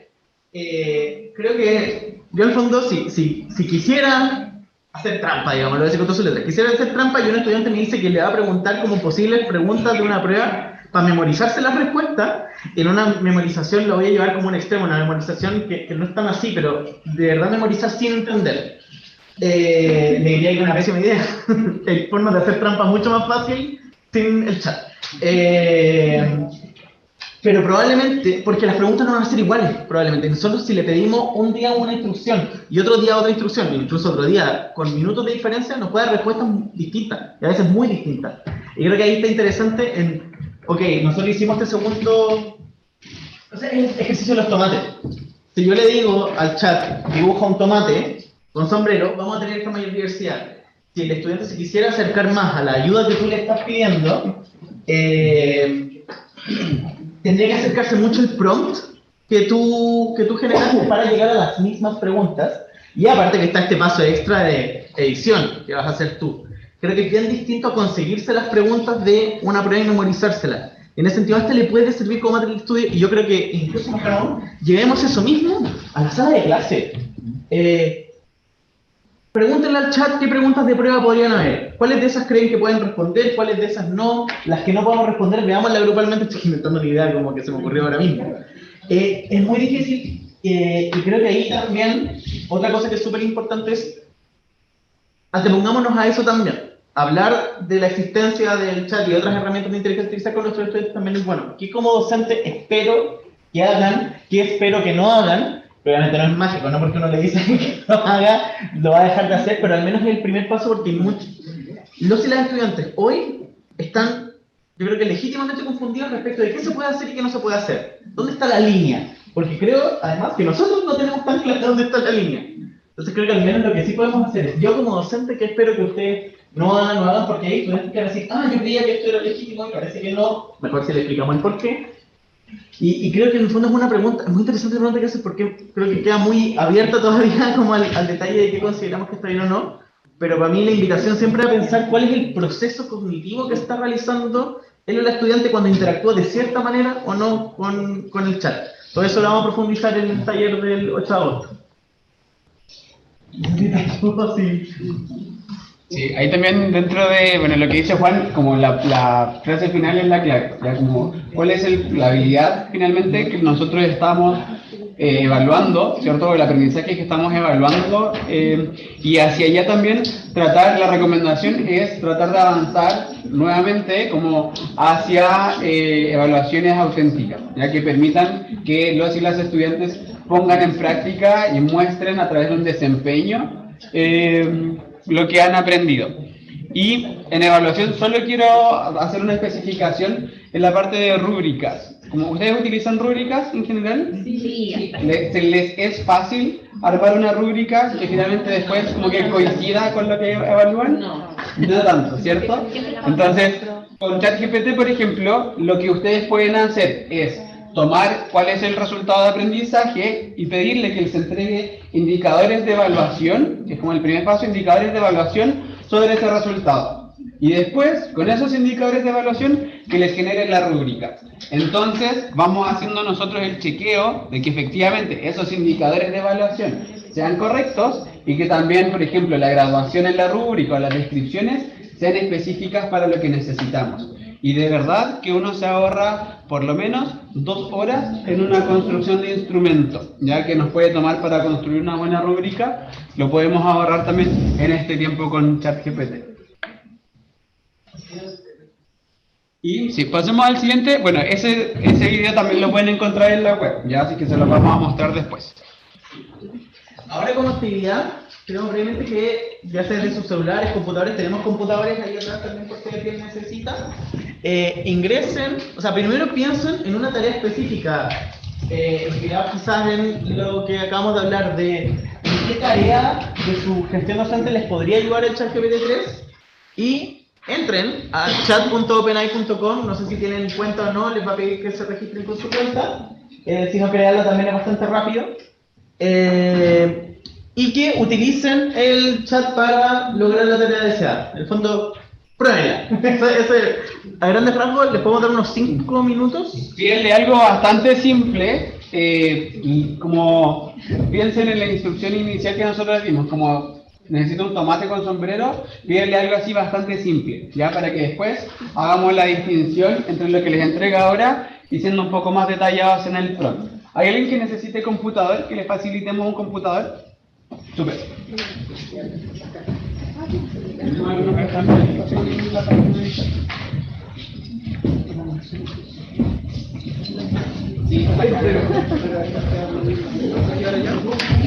Tenía que pensar que me da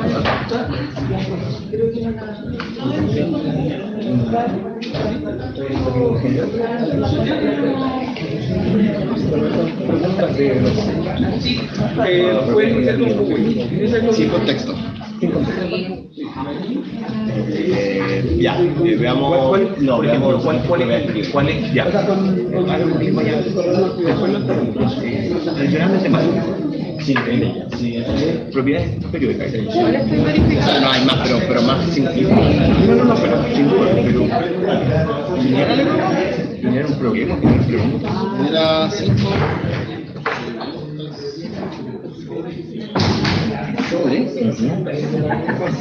Son unas cosas así monstruosas.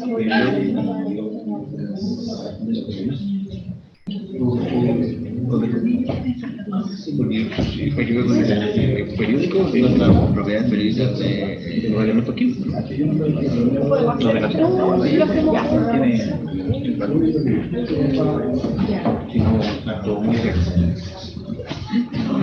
Mientras realizan su solicitud, aprovechamos de contarles que una limitante de ChatGPT 3, a diferencia de la versión gratuita de la pagada, es que, por ejemplo, ahora había una alta probabilidad de que no nos funcionara porque justo en este momento había una alta demanda a nivel global de ChatGPT. ¿Ya? Puede ser que se les caiga en algún momento cuando lo quieran usar y es por eso. Sí. Cada una de las preguntas. Punto open.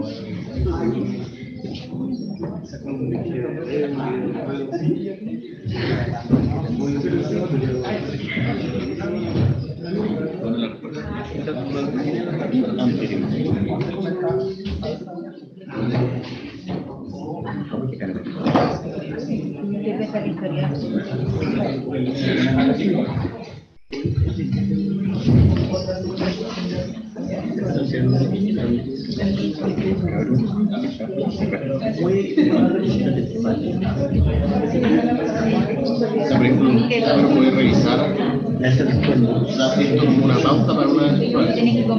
Yo le pregunto eso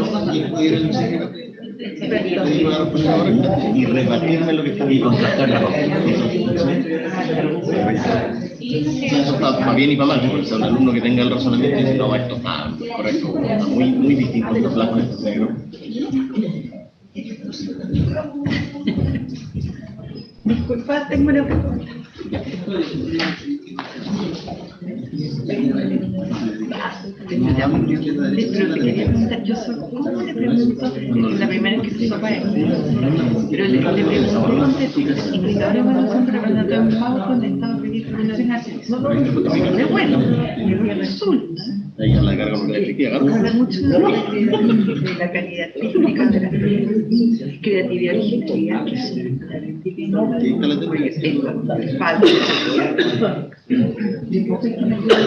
¿Cómo retroalimenta esto? O le pregunto nomás. ¿Entiendes? Ya me leí.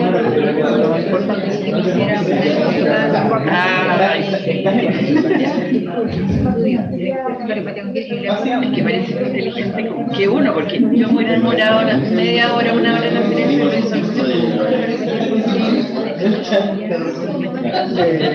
Porque además no tiene nada que ver.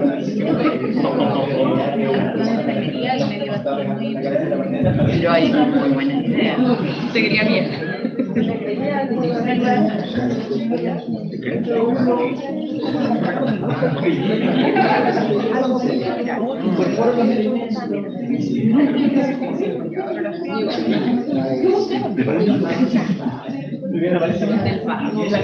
Después lo que era muy médico, se enfocaron más en los cuidados de enfermería. Me acuerdo de algunos libros que leí, como que me hacían preguntas.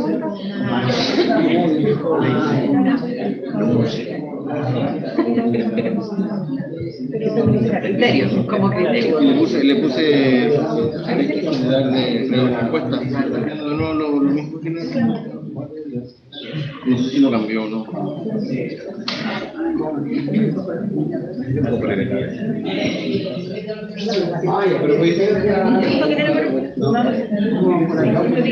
Mira, y para las preguntas,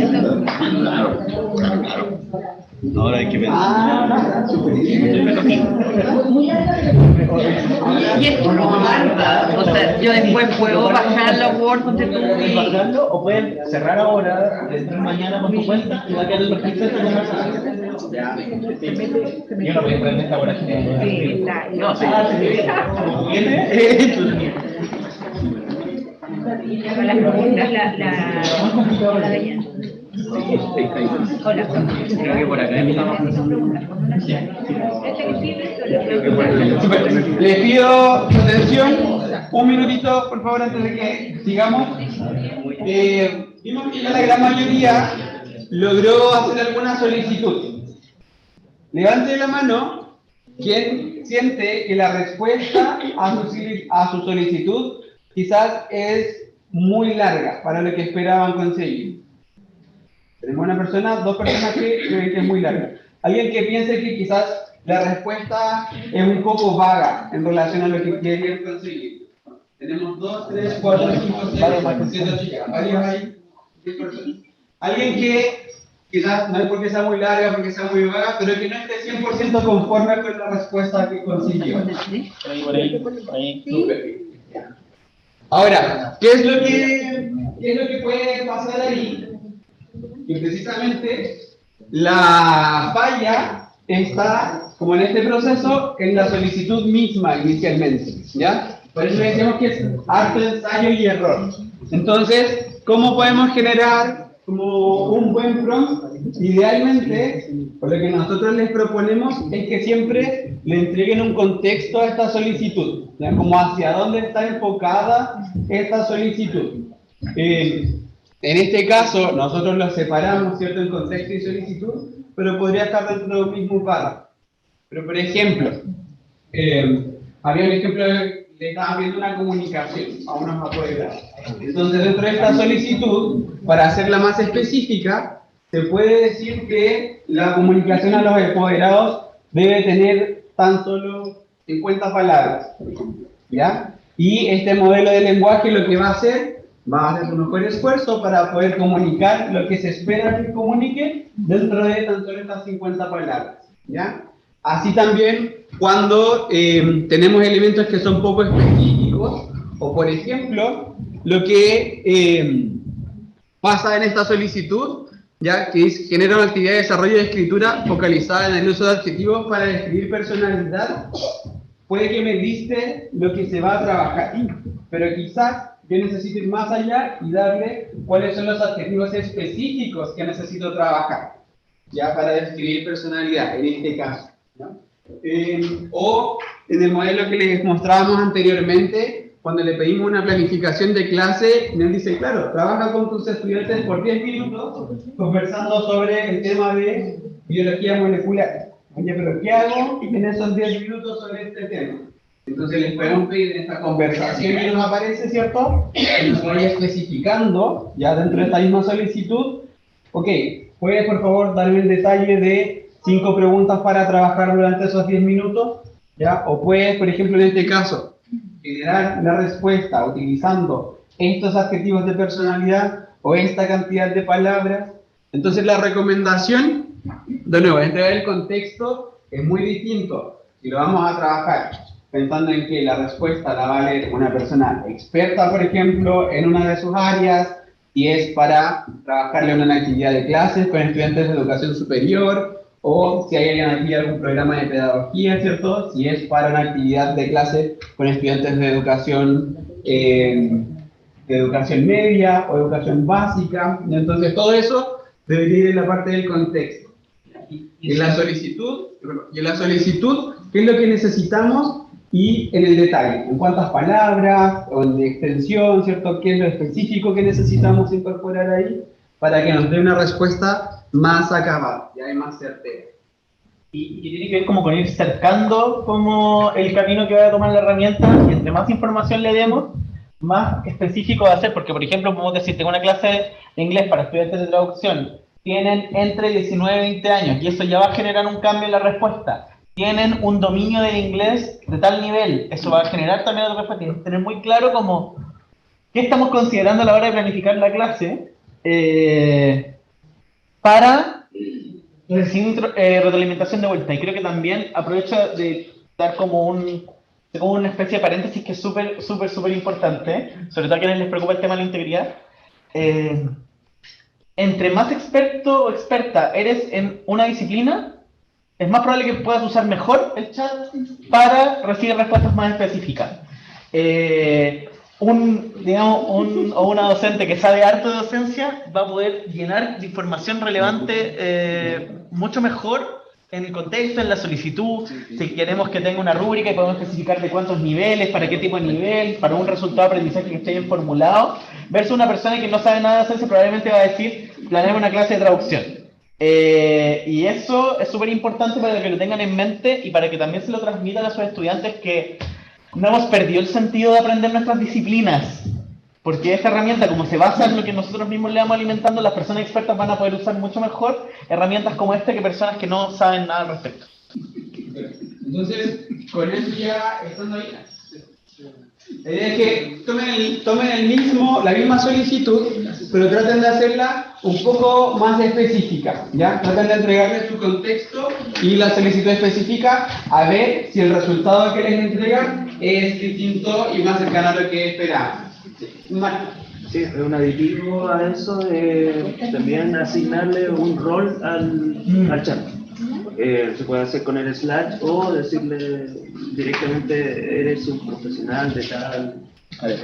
Eres un docente universitario de tal carrera. Y eso se puede incorporar como en la parte del contexto. Como tu chat, eres el docente universitario, esta tarea específica y esta actividad es para tal tipo de grupo. ¿Ya? Traten entonces de incorporar algunos detalles y vamos revisando si es que hay alguna diferencia en esta respuesta obtenida o no.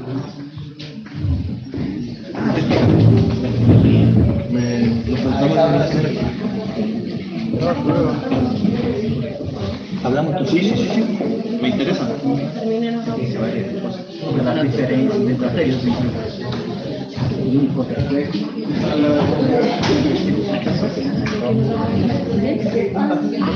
Este que tenga una rúbrica con trabajo que ¿Cómo les fue por acá? ¿Pudieron solicitarle más detalles? Tratando que me saquen una rúbrica hoy. Específico para la rúbrica, ¿cuáles son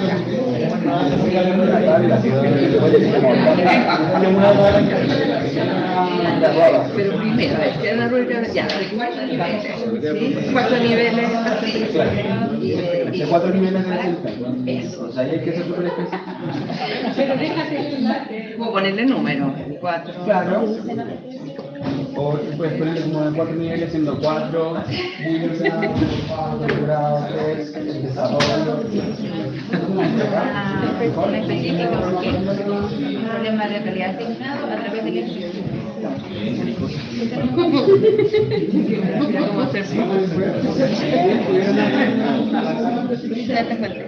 ¿Y cambió la respuesta? ¿Te acerca más a lo que esperaban? Cerca más, no pide.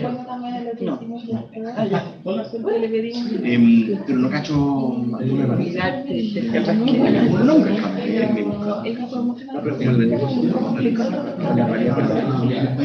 para iniciar como para ver cómo lo haces, yo sé que se genera de todo. Ustedes están mucho más alineados. Ya, le voy a preguntar.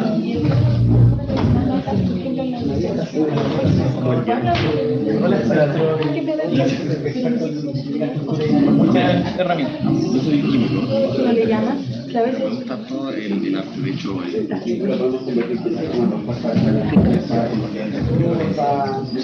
es importante ver cómo se obviamente cuando personas se piensan ahí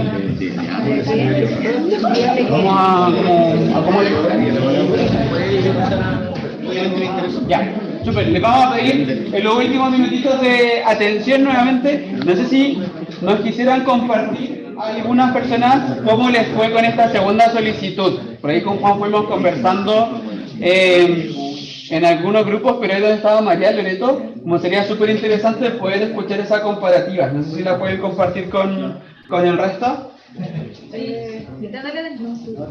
Ya, no, bueno, lo que pasa es que las dos pedimos hacer una rúbrica en situaciones distintas, pero ¿Le entregamos el resultado de aprendizaje? le planteamos en relación al resultado de aprendizaje, pero nos dio dos rúbricas distintas, son temas distintos, pero la de la Dani era un poco más amplia, por decirlo, porque no fue ella tan específica en el resultado de aprendizaje que pidió, y yo era como una cosa muy específica, entonces era utilizando incluso una herramienta así bien clara, entonces fue súper concreto en... Sí.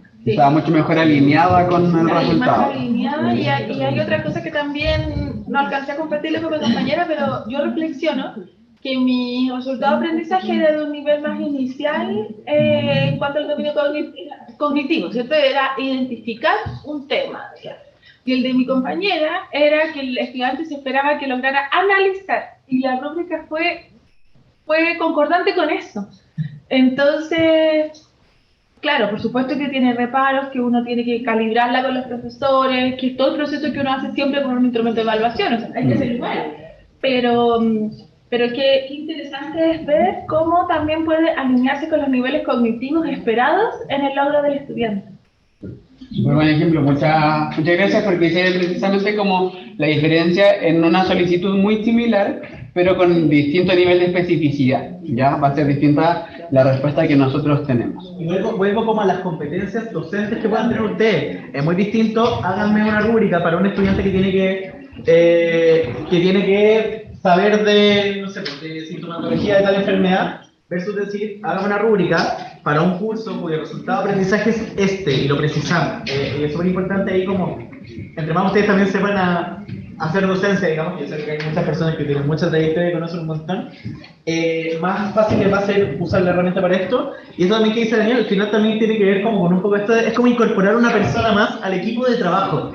Había otra parte que habíamos conversado hace unos días que hablaba de lo mismo, como que meter a alguien más al comité que en la variación de rúbricas y ese tipo de cosas. Entonces, si alguien acá nos quiera compartir como alguna diferencia entre su solicitud 1 y su solicitud 2. ¿No? Ya, pero algunos lo hicieron y le entregó un resultado distinto, ¿no? ¿O le entregó un resultado más preciso? ¿Sí? Bueno, algo súper importante antes de finalizar es cuáles son los desafíos, ¿ya? Uno de los principales desafíos que se ha conversado igual de forma transversal durante toda la sesión es precisamente tomar a este ChatGPT o a la inteligencia artificial que sea que estamos utilizando como un asistente dentro de este proceso de enseñanza-aprendizaje, ¿ya? ¿Quiénes son los y las especialistas del proceso mismo de enseñanza-aprendizaje y también de como la especialidad, ¿cierto?, del contenido que se está enseñando? Son ustedes, ¿ya? Y eso no va a ser reemplazable por la respuesta que nos entregue la inteligencia artificial. Y es por eso que siempre tiene que estar este criterio de expertos y expertas al momento de tomar la información que nos entrega y poder modificarla, graduarla, o quizás, de hecho, incluso algunas veces desecharla y pedir que nos vuelva a generar una respuesta más acorde, ¿ya? Porque si no, nos quedamos nuevamente y caemos en lo que muchas veces cae el estudiantado, que es la no validación, ¿cierto?, de la información que nos está entregando. Y eso es algo que debemos siempre promoverlo, por supuesto, ojalá desde el ejemplo, ¿ya? Y de la mano de eso, hay un taller que Juan nos va a mostrar ahí como las fechas, que es de integridad académica. Como integridad académica, cómo promoverla con la inteligencia artificial, porque también hay muchas dudas como a nivel global sobre eso, ¿ya? Si bien hay recomendaciones que están saliendo, siguen habiendo dudas como en la parte más práctica de aquello. Entonces, inicialmente, conversen igual con sus estudiantes sobre el uso de la inteligencia artificial, cuáles son las limitantes, esas son las recomendaciones iniciales. Como la buena práctica del contrato de curso, incorporemos en esa conversación del contrato de curso, de cuáles son las expectativas de un curso, incorporemos la inteligencia artificial también en ese nivel. Y sobre todo el uso de ChatGPT, que es lo más popular hoy en día, finalmente, en cuanto a su uso.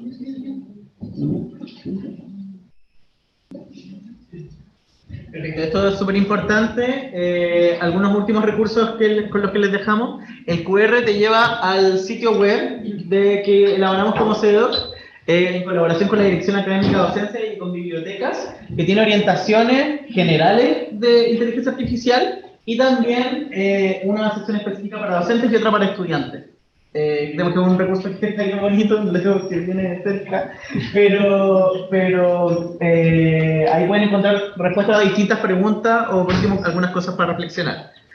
El recurso que nos conocen como CEDOC saben que pueden solicitar con nosotros una asesoría personalizada. Ustedes nos cuentan en qué aspecto de su docencia quieren trabajar, que puede o no estar ligado con la inteligencia artificial. Acá nos podemos acercar a esto de cómo, por ejemplo, usar el chat GPT para pensar en una clase, qué tipo de actividades podemos usar, cómo recordar mis evaluaciones. Todo eso ustedes pueden manifestar esas o cualquier otra pregunta sobre su docencia y se les va a asignar una profesional del centro que les va a acompañar en su solicitud. Esta la coordinadora del visto bueno de cómo lo expliqué. Y tenemos también otros talleres en la línea temática. Tenemos muchos talleres muy diversos y muy entretenidos, pero acá queremos invitarles a dos en particular. El 8 de agosto tenemos la interioridad académica en la era de inteligencia artificial. Ese es el 8 de agosto de manera presencial. Hasta ahora es en la 102 porque seguimos con capacidad, vamos a dejarla. Quizás haya que moverla también a un lugar como este, pero ahí les vamos a estar informando. Ese es presencial acá en el Campus San Joaquín. Y uno de inteligencia artificial como aliada en el aprendizaje, que va a ser el 16 de agosto y este es un webinar. Así que si no pueden ir a San Joaquín, está perfecto ahí para que se pongan, o sea, se inscriban en ese taller. Para quienes estén haciendo el diplomado en docencia universitaria, este es el electivo que les va a servir para el curso 3, el de evaluación para el aprendizaje. Y este les va a servir como electivo para el curso 4, que es el aprendizaje activo. Solo contar que en el 16 de agosto se van a ver 4 herramientas de inteligencia artificial, ya que se pueden incorporar, además de ChatGPT, que ya se vio en la sesión de hoy. ¿Las inscripciones para estos dos ya están? Sí, están en nuestro sitio web. Ahí las pueden encontrar. En la sección evento. Igual les vamos a mandar después de esto como un correo con los links para esos eventos también. Y los ya están abiertos habilitados en la web. Sí, a mí me interesaron los dos, pero lamentablemente hicieron un cálculo muy preciso y en todas mis clases. Pero, por lo menos el webinar va a estar grabado. Sí. El webinar, igual que este espacio y el webinar de la semana pasada, van a estar grabados en la página web. Y ahí la sala. Es online. Pensé que lo tenía anotado para de 3 a 5. ¿Qué es la tarde de 3 a 5? No le tengan miedo a ir a una porción del taller, sabemos que no es lo ideal, pero preferimos que estén esos 40, 50 minutos antes de estar la oración completa, así que no pueden ir la totalidad del espacio. Les agradecemos su participación hoy y la invitación también es abierta a poder seguir participando de estos eventos y a tomar la entrada o este renacer de la inteligencia artificial focalizada en la educación como una invitación, ya como una invitación a explorar, a mejorar y a tomarla siempre como aliada, y no como una enemiga, porque ya vimos que nos puede ser muy muy útil una herramienta tan simple como ChatGPT y después el 4. Así que muchas gracias y que estén muy muy bien.